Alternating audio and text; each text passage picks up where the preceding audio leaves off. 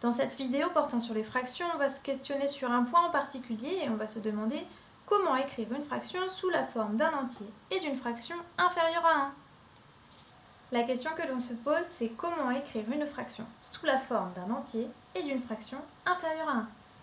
Pour cela, deux méthodes. La première méthode est une méthode qui ne permettra pas d'aller jusqu'au bout à chaque fois, et la seconde méthode est une méthode qui marchera tout le temps.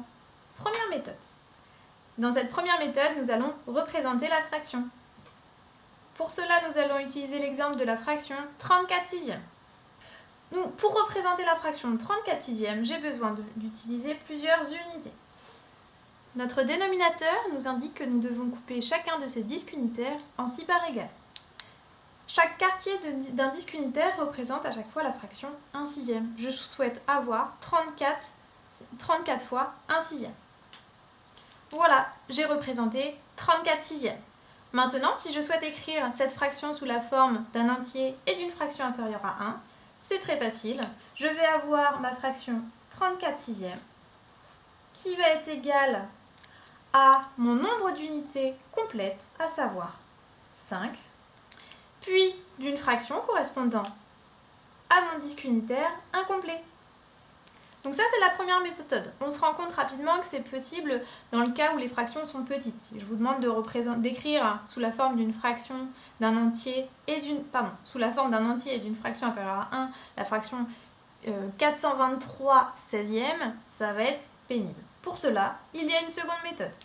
Pour cette deuxième méthode, nous avons besoin de poser la division euclidienne. Je rappelle que 34 sixièmes, cela revient au quotient de 34 par 6. Pour cela, posons la division euclidienne de 34 par 6.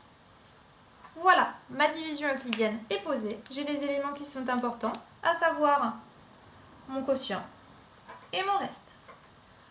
Maintenant, si je veux écrire la fraction 34 sixièmes, donc sous la forme d'une somme d'un entier et d'une fraction inférieure à 1, je vais avoir besoin, donc je vais écrire la méthode générale tout en dessous.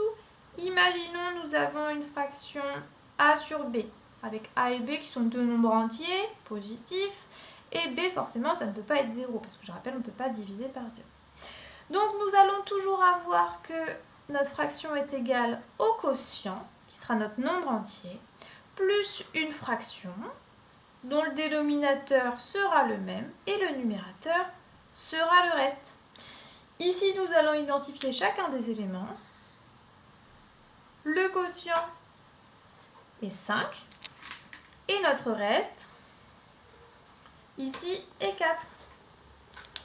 Donc nous avons que la fraction 34 sixièmes est égale à notre quotient 5 plus une fraction inférieure à 1, donc dont le dénominateur ici c'est le numérateur, et notre reste. Voilà comment écrire une fraction sous la forme d'un entier et d'une fraction inférieure à 1.